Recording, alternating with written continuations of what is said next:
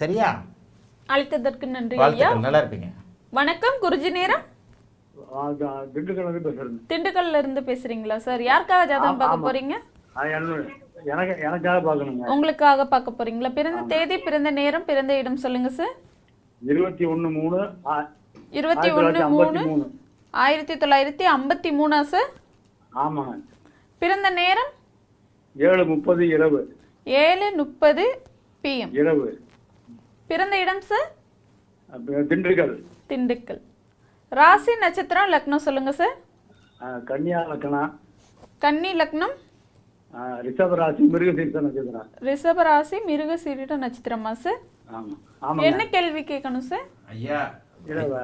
ஐயா நல்லா இருப்பீங்க. எப்படி இருக்கு? நல்லா இருப்பீங்க, வாழ்த்துக்கள், நல்லா இருப்பீங்க. நல்லா இருக்கு. நல்லா இருப்பீங்க. கிட்டத்தட்ட 71 வயசு ஆயிடுச்சு உங்களுக்கு. ஆமாங்க சார். 8ஆம் இடம் ரொம்ப கூடுதல் சுபத்துவமாக இருக்குது. 71 வயசான ஒரு நல்ல யோக ஜாதகம்.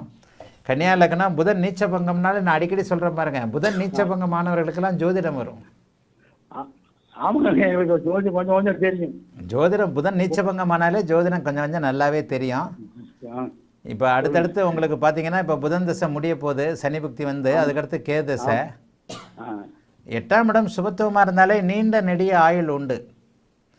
இப்போ எனக்கு எப்படி இருக்குங்க சார்? கேதசை உங்களுக்கு உச்ச சந்திரனுடைய வீட்டில் உட்காந்துருக்கிறாரு இல்லையா, வளர்பிறை சந்திரனுடைய வீட்டில் உட்காந்துருக்கிறாரு.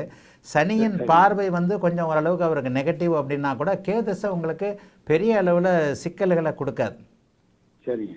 இந்த அமைப்பின் அடிப்படையில் இன்னும் கொஞ்சம் ஆரோக்கியமாக இருப்பீங்க. சுக்கிர தசை தான் உங்களுக்கு மாரக தசை. ஏன்னா சுக்கிரன் தான் உங்களுக்கு 2ஆம் அதிபதி. மாரகாதிபதி மாரக வீட்டை பார்க்குறாரு, 2ஆம் இடத்துல சனி இருக்கிறாரு. சுக்கிர தசை தான் உங்களுக்கு மாரக தசை. உடல்நிலையெல்லாம் நல்லா இருக்குவாங்க, ஆரோக்கியமாக இருப்பீங்க. அதுலலாம் ஒன்றும் இது கிடையாது, ஆரோக்கியமாக இருப்பீங்க.